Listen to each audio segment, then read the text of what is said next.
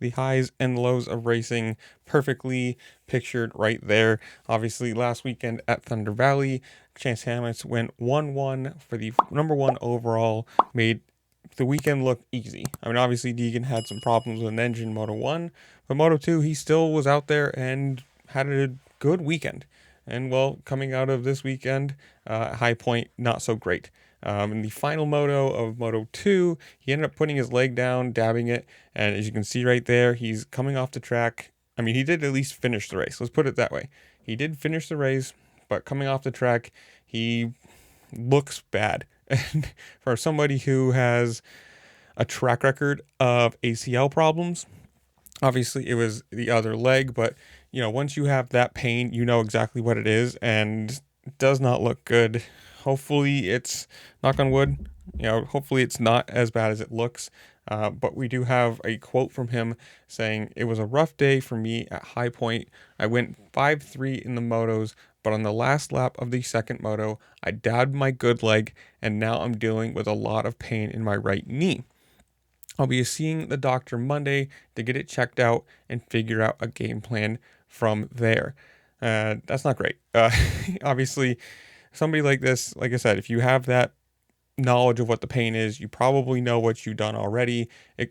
Like, knock on wood, it is just a stinger or something less significant than an ACL injury, because with what he tore it once and retore it again on his left side. So if you tear the one on the right, you're just asking for problems down the line. Like, as a young guy, I mean, into the 250s, he's not very old, and to have this kind of problem this soon, it's one of those things that if you get them like this early, you're just going to continue to get them for forever, and hopefully not. I mean, so he did end up finishing fourth overall, and currently is third in the 250 points behind Deegan and Shimoda. But as of right now, obviously, I'm reading this on Monday. There's no update onto what the MRI or what is it? Whatever the doctor's appointment said. There's no update to that yet.